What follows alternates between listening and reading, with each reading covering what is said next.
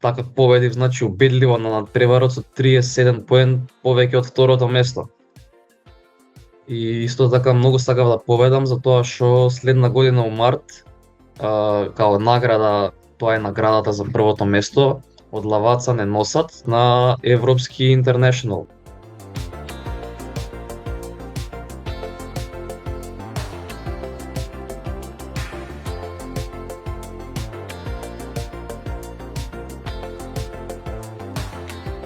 Правев 4 еспреса за 4 судии, од кои едниот судија е стар Мишелин на Малта, Марвин Гаучи, еден од најдобрите шефови на Малта. Значи на таков надпревар не идеш и само пушташ еспресо, туку треба да кажеш колку грама ќе измелеш, колку течност ќе екстрактираш од еспресото и за колку секунди.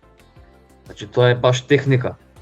И треба да кажеш кафето, значи како вкус има, што чувствуваш кога го пиеш.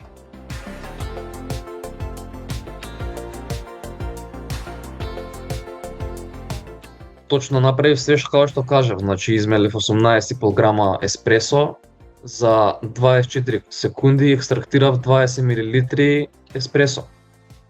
И буквално Алесандро, се викаше судијата технички од лаваца, беше фасциниран, значи на крајот кога завршив, ја бев единствениот што дојде му даде рака и му рече браво, она на италијански знаеш, она браво, браво.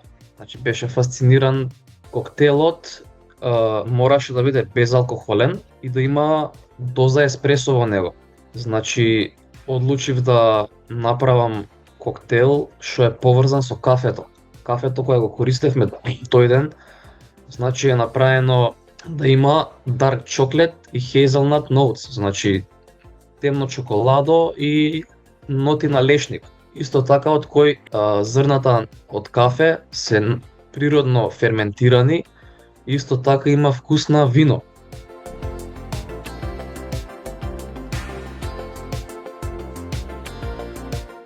Коктелот се состоеше од кондензирано млеко на дното на чашата, тоа е многу густо и сладко.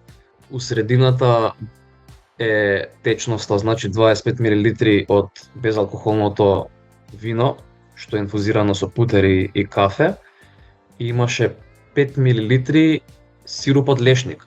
И на врвот направив, значи тоа ти е као шлак, али го правам јас лично, у таков сајфон, значи ставам млеко, маскарпоне и сируп од чоклет куки, од чоклет куки сируп. И затоа, значи, мојот коктел е едно од кафињата што ми стана омилени у Ластрега, Триестино.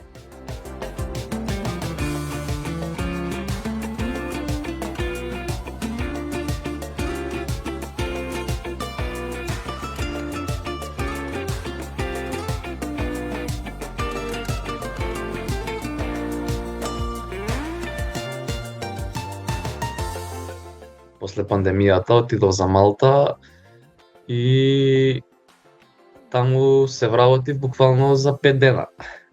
Ретко кој го прави тоа, ретко кој доаѓа на Малта и се вработува првите 5 дена, поготово некој као мене што не ни бараше работа.